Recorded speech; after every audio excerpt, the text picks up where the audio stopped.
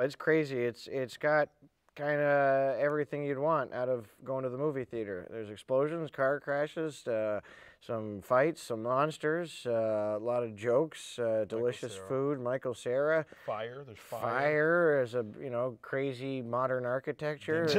Contemporary architecture. Yeah, all sorts of like whatever you like in a movie. I'm sure we have it in there. Something in there for you. There's even a kitchen sink.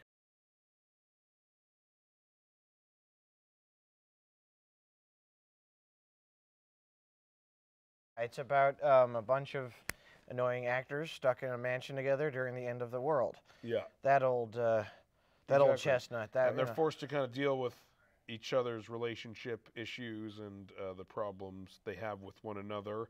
And they're forced to confront whether or not they are in fact good people or bad people. Everything heightened by the fact that the world is going to hell very, very quickly. Yep. Yep.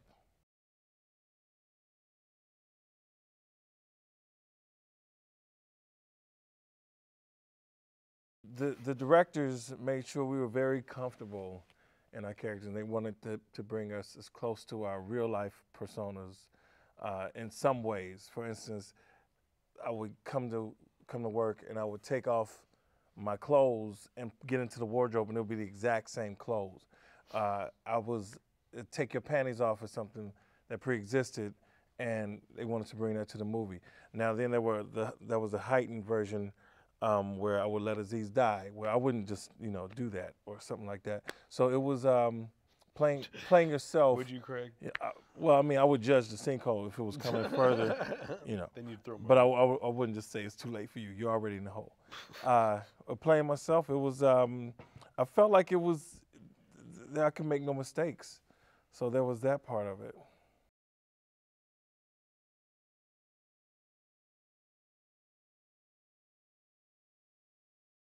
Take Your Panties Off. It's on the soundtrack, and Snoop came in and put his magic on it, and he's a very wise man. So it was fun to be in his presence, in his energy.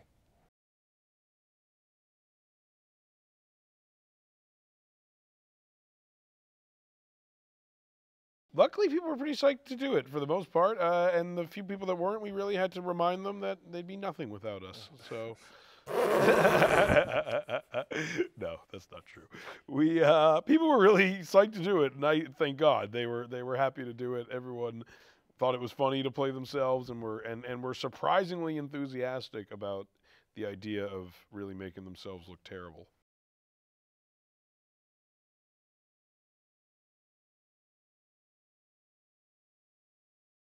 It was interesting directing them. It was a lot of fun. I loved it. It was. I think we wouldn't, as first-time directors, it was so much less intimidating working with your friends because you know them well and you've worked with them all before. So that made it really nice, and they're all really good, and there's not like a wild card question as to whether or not they'll be able to perform or not.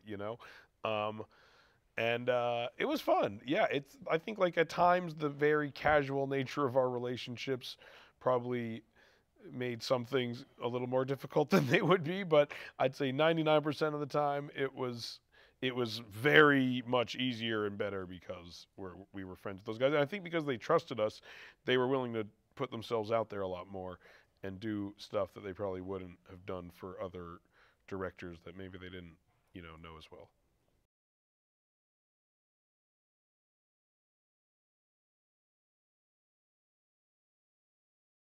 I think maybe the first few days, some people were a little like we all had kind of dipping their toe in the water. After the first week, no. After the first week, yeah, everyone really kind of. That being said, we each had our breaking point. There was some stuff that almost everyone said to us at one point or another they wouldn't say a certain line based on upbringing or parents or religion or who knows. But the stuff you didn't overall want to say. Good judgment, yeah, probably. Yeah, or just good judgment. Yeah. Overall self-preservation. Yeah.